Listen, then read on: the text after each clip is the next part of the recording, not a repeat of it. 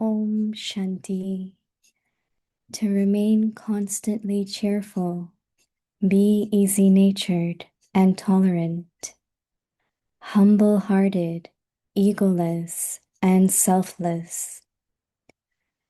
When you have an easy nature, then, as well as being cheerful, sweetness will be visible in your eyes, on your face, and in your activities. Harsh or bitter words will never emerge through your lips. Your heart, head, and words will all be equal. To have one thing in your heart and something else in your words is not a sign of easiness. Those with an easy nature will constantly be humble-hearted, egoless, and selfless. Om Shanti.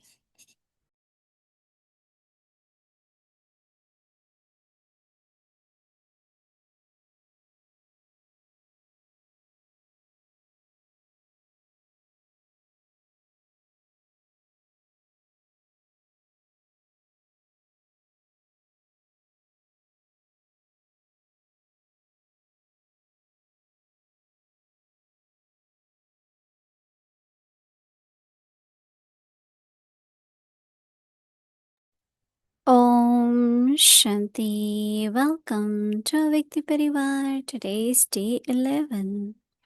To remain constantly cheerful, be easy natured and tolerant. Today's topic: humble hearted, egoless, and selfless. The specialities of Mother Jagdamba. Even while coming in contact with so many souls and listening to all the situations of everyone, she herself remained detached and loving. There was never any change in Mama's vision for any soul. She had the same vision for every soul. As well as this, she would also definitely caution others about their weaknesses. Now we will listen to Mohini Didi ji.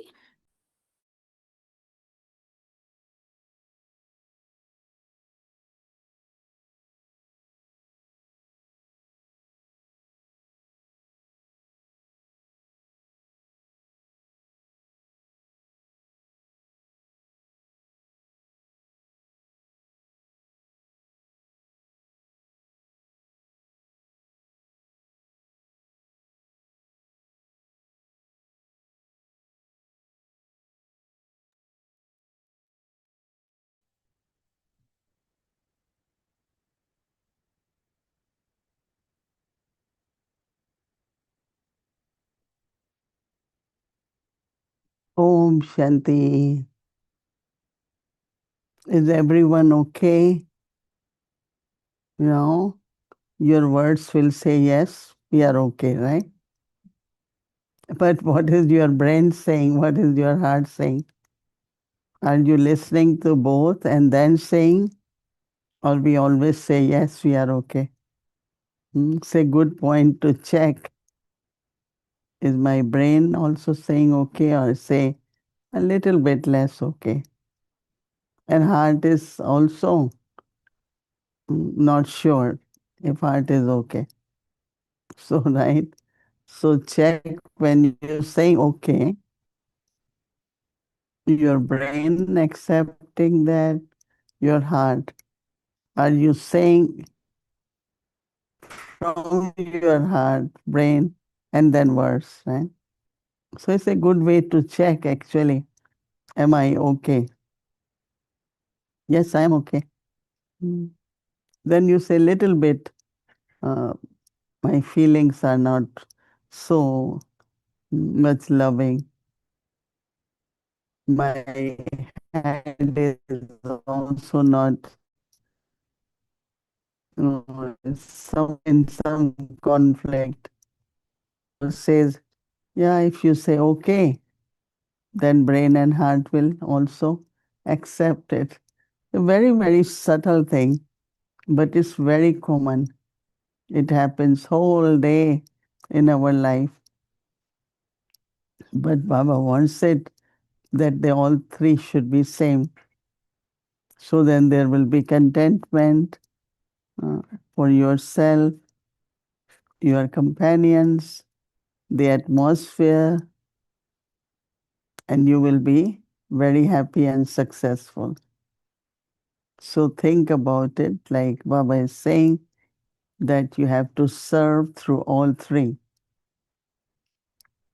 But if you inculcate first for ordinary things like I am okay, do I want to go somewhere?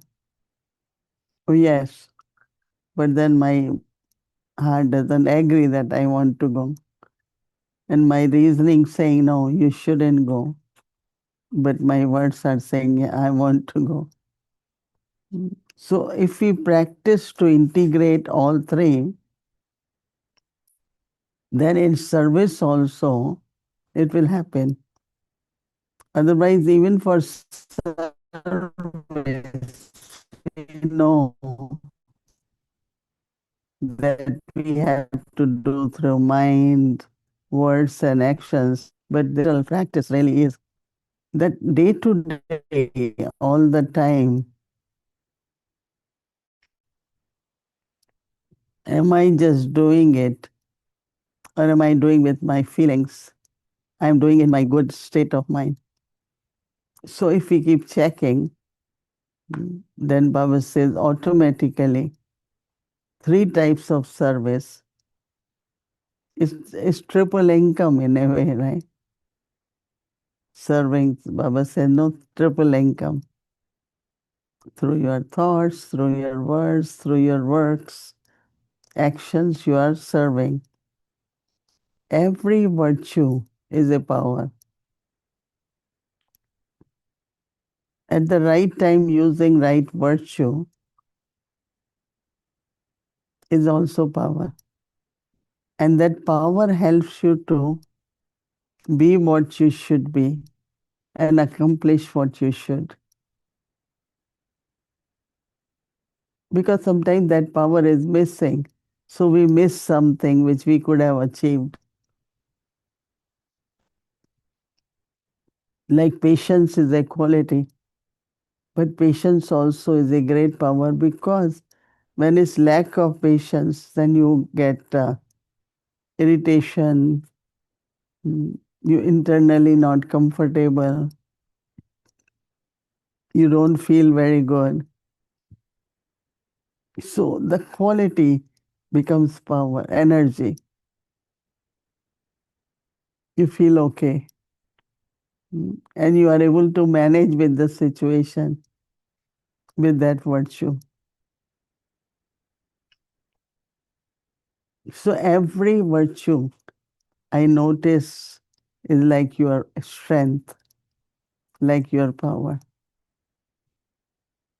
It's not only have that control, but also it manifests in your what you want to achieve. And one of our most important achievement really is if I could stay stable. So that if I have to discern, I have to decide, I'm not doing it from irritation, from impatience, because then something wrong will happen. And it continues that chain reaction. What Baba is teaching us is to make soul all virtuous and all powers,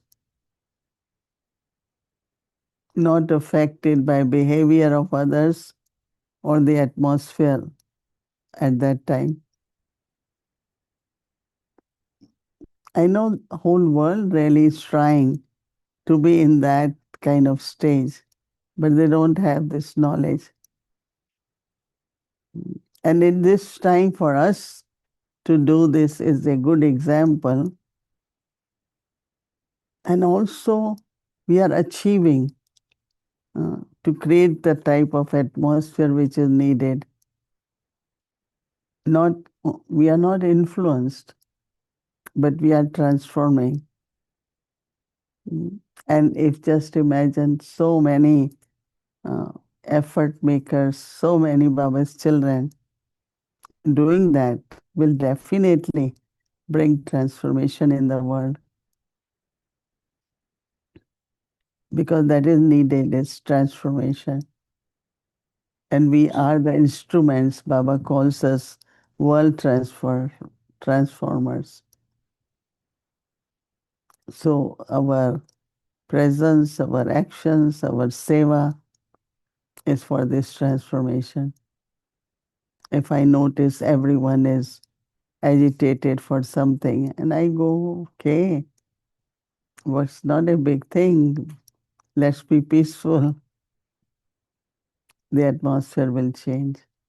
But if I also interact in the same way, then it will aggravate, right?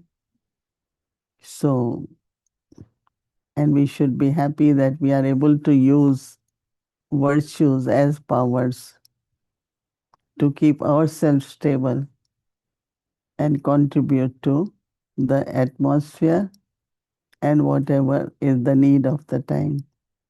Baba says that today Baba is using word humble-hearted, because ego could be of mind, ego could be of intellect, ego could be of anything.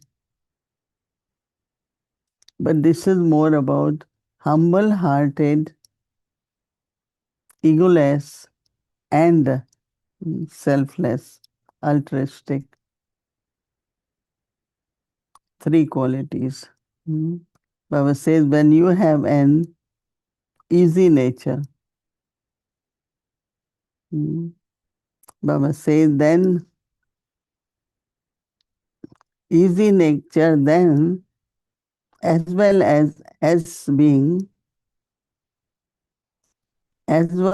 being cheerful, easy nature, and then also cheerful, Baba says, and sweetness.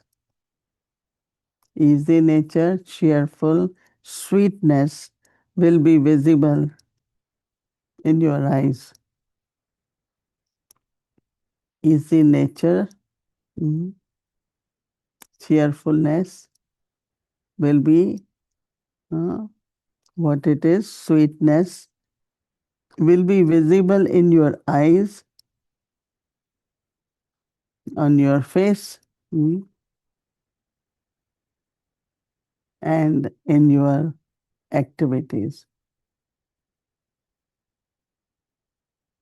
Baba says that harsh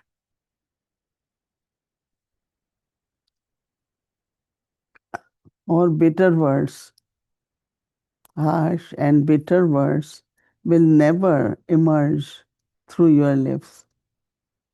So connection of heart, brain, and words is so interesting. Three. So Baba says that so bitter words will never emerge through your lips. Baba says your heart, head, and words will all be equal.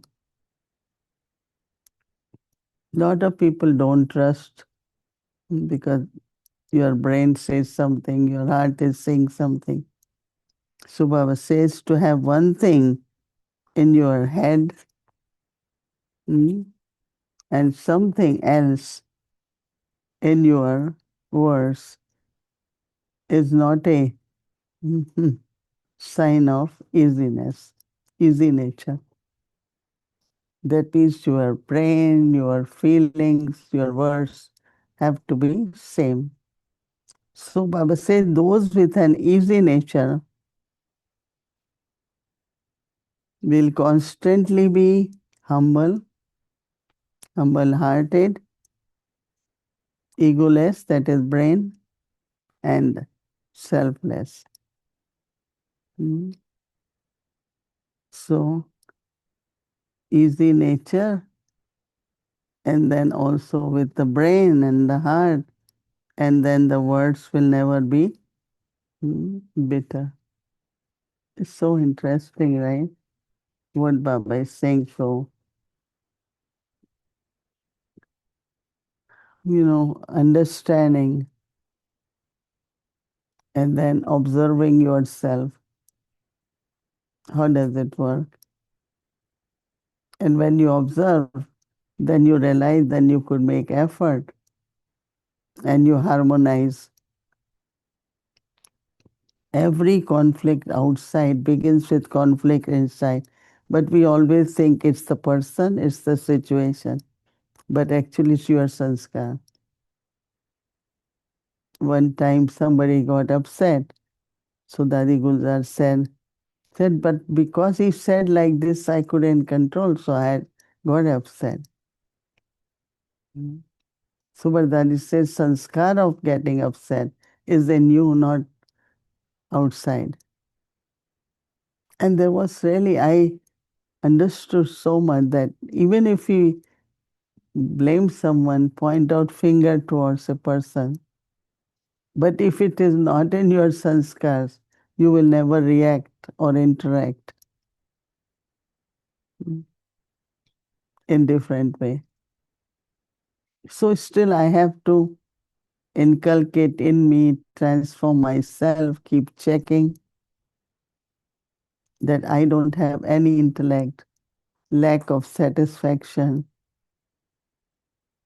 Just look at everything is going very well, is good, and your energy will keep making it good. This is not working, that's not working, it won't work.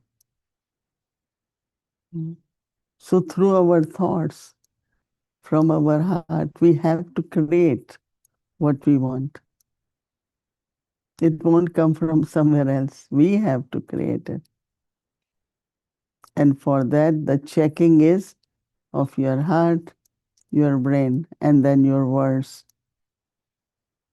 So, easy nature, cheerful, and altruistic. So that's what today's our virtues are, and we will practice. Om Shanti.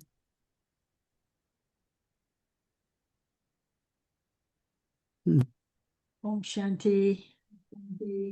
Hello, Om Shanti, Gayatri. Didi, as I was listening to you, I'm echoing. Three things came, and I'm churning on it. So asking you the question is because I'm churning on it because it kind of triggered an understanding that I want to share with you. You talked about the different sanskaras that emerge. That means our acquired sanskaras, when they emerge, they create obstacles. And then you give the example of Dadi Gulzar telling the person who told her that they were getting upset, that getting upset is not the fault of the other or not even a consequence of what the other is doing, but it is a sanskara that gets triggered. So as you were saying those things, I thought this was what happened within me.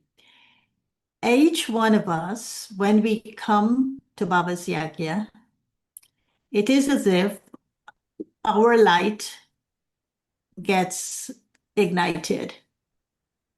And then we participate in an internal personal yagya that's connected to the bigger yagya.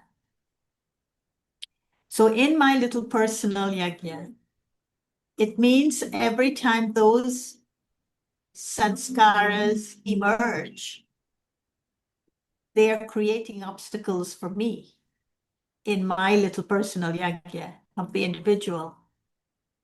But when those sanskaras also emerge, they create an obstacle for the larger yagya.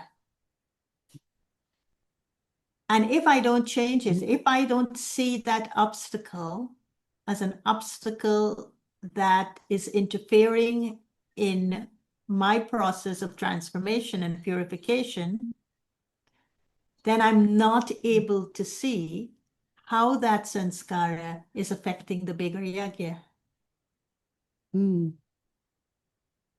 Yeah. So that's the realization, right? And that's what, But is that a true realization? yeah.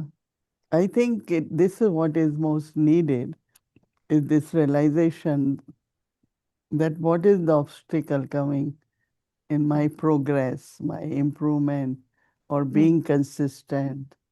No, it's not every hour my mood changes, my words changes. And so if we start seeing that that sanskar is a big obstacle for the self-effort, self-progress, then we start seeing that how each one's words, each one's stage could be a contribution to yajna. That means everyone look at and they say, well, this is what it is. Plus, I think what I need to sacrifice in yajna, I can only sacrifice if I see that these are personal obstacles. Then I say, no, I have to sacrifice, whether it's subtle anger or subtle traces of lust or attachment, whatever sanskars are there, we have to sacrifice in this big yajna. So actually that's real sacrifice in yajna, because that is where the flame of yajna will remain ignited also. And Baba has created this yajna so that we can sacrifice these things.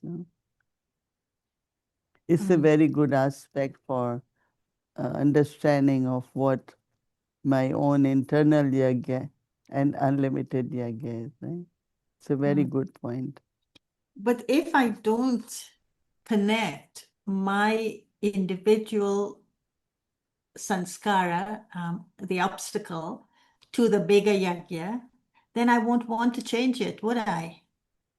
I would say, okay, it's my business, it's my little story, and it has nothing to do with the big yajna. Or it might be, yes. No, I was going to say, or I blame the yajna, I blame the organization, I blame the Brahma Kumaris, because I don't want to change it inside of me. I blame something outside of me for it. Yeah, that's what I wanted to say, that then we think it's outside, it's everywhere. Oh, this is like that, that. And we allow our old sanskars to keep creating obstacles in yajna. But our duty really is to contribute. For me, I always keep aim. I don't want to see what others do. I don't want to follow. But I have to do what Baba's Shrimat is and what is in my heart. So sometimes you have to keep yourself very detached and lovely, I think, and then sacrifice and make this flame remain ignited and obstacle free. Because that's what they say in Patha Bhakti, that deities, many saints and deities will create these yajna and the devils will try to. So it's the devilish sanskars, which create the obstacles in yajna. So my sanskaras become the obstacle for me and my sanskaras become an obstacle for the yajna. Because if those sanskaras are not recognized as an obstacle, then I don't know what an obstacle is. An obstacle is actually Because there are sanskara. many, many souls who are not able to be very actively part of the yajna because of their sanskar.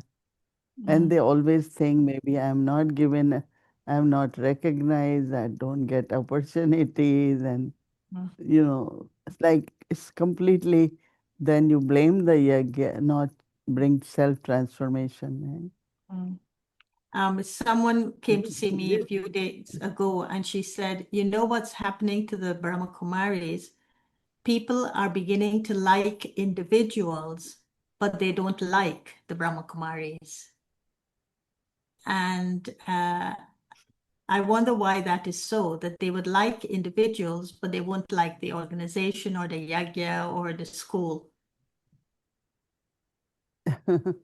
I think again that's their sanskar. Like for me, when I came in Gyan, there were many groups were being formed, and they will come to me and approach me to be part of them. I said, no way.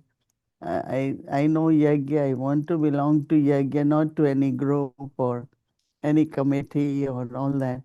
So once I went to Baba and I said, Baba, they came to me and they want me to chair their committee. Baba said, oh, you should have, because then you can serve. I said, no way. I don't want to be part of that. I Mm, don't want to hear even all that. So mm, I think if we love Yagya, recognize God's Yagya, then we will not be influenced by individuals, their principle, their theories. All people will have different experience, right? mm, But for anything, because our karmic accounts are different, our sanskars are different, so everyone will have different experience, but I should have depend on my own experience, mhm, because if I really believe in God, so definitely there's justice everywhere. A lot of people might say, oh, there is no justice. But how can then it be God's task? No? God's task will definitely have justice. So sometimes certain things happen to individuals and then they kind of label things in their own way. And then there are some others, they have similar situations, so they all become like a small, separate small group and not as a big, unlimited family. mm, mm.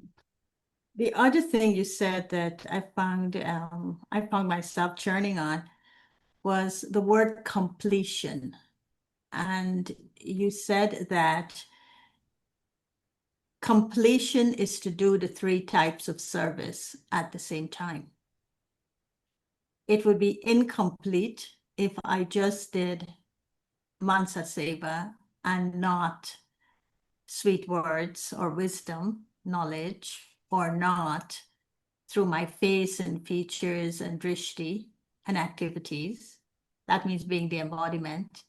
It would be incomplete service. But complete service means I do all three at the same time. I do mind, words, actions, which would be Mansa Seva, giving Baba's knowledge, the wisdom through my sweet words, and then my presence, my actual embodiment of everything, my face, my features, my activities, they're also doing service. And of course, that makes me content, my companions content, and the atmosphere content. Is that what completion is? Completion isn't something at the end, but completion is how I align my mind, words, and actions throughout the day, throughout as I live my life in the ordinary practical way. Yeah, because I think that my completion, is one of the part of yagya completion. Baba has created this yagya for my completion. And once my completion is happening, then yagya completion will also happen, because yagya is created for me. Baba wanted us to be sacred. Baba wanted us to be pure. So we sacrifice vices, we do tapasya, and all that makes us complete. So then yagya will be complete, no? Because why It, yagya has been created. Right, but what to about me in my everyday actions? Like, yeah, it's every day's action, no? and while I'm Completion, at, in other words, yeah, go on. no, I said accuracy also is part of completion. Accurate in Amrit Vela, accurate in offering Bhog, accurate in everything, you know. Accuracy also was Brahma Baba's lifestyle, you know. Hmm, hmm. Because when Baba says empty your intellect, I find myself emptying it by asking myself the question, did I complete what I started? So if I completed it, it's easy to empty my intellect from it. But if I didn't complete it, then the intellect keeps remembering it. So I think this Yeah. thing of emptying the intellect is connected with completing a task, completing a thought, completing an action, completing my words. And if I see completion as connected to elevated karmas, elevated thoughts, elevated words, and it's a completion, I have to complete the whole circle of it. Otherwise, the intellect will keep remembering it as something it didn't do, as you said, accurately or properly. I just did it halfway. And so when you Yeah, were this is talking, what that's how I was happened. understanding it. Yeah, actually, this is what we see with all of us, no? If you have to do something and you are told, then your intellect is going towards that. But you do it, you finish doing it, then your intellect is free. It's not keep lingering on your intellect, you know. This is every day, you know, which happens. And so the last thing I wanted to tell you is that I looked up the word humble-hearted. Did you want to hear what they say humble-hearted is?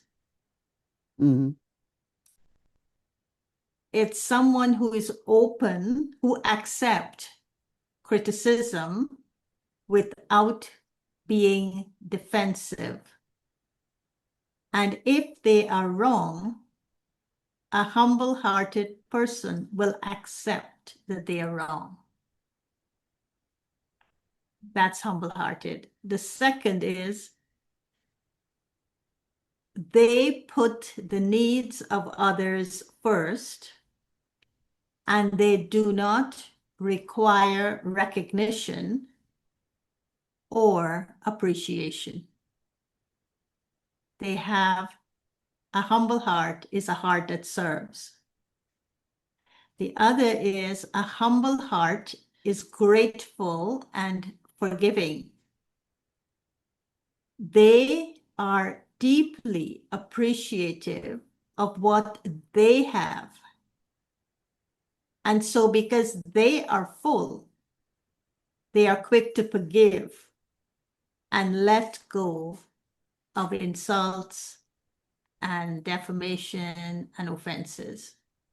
It's easy for them to let go. And the last one is that they're self-aware. They possess a realistic and grounded view of themselves. They recognize their strengths, but they also recognize their weaknesses equally. So no one will tell them something that they don't already know. And so they're humble because they can change it. So I It's thought that beautiful. those are some nice characteristics of being humble-hearted. And so when Baba says that we should be humble-hearted, I thought the humble-hearted is our bhavana, those bhavanas that we should have, those pure feelings. And that's the heart, of course. The bhav is being egoless, and that's the head. And the swabhav is being selfless, and those are the words, the easy nature. And I was wondering, Didi, and this in with Bhumi maybe, that if Dadi Janki used to do 4 to 5, giving Sakash 4 p.m. to 5 p.m. every day, I wonder if we shouldn't be doing that as well. And I don't know what Mm. time Bhakti Parivar comes on in the afternoon or in the evening. So maybe from 4 to 5, they could just play some music, and anyone who wants to come and do Mansa Seva or give Sakash at that time, we could all join if we want to do that and get the practice of being the ancestors sitting at the roots of the tree, serving the whole tree. Or even half an Yeah. hour. It doesn't have to be a full hour. We can think about it. But in Avyakti Parivar, yoga begins at 6 o'clock. And there are like a lot of people at 6, they sit until 7, and then is another yoga. But 6 to 7, we start, and then many people, they do, those who want to do longer yoga.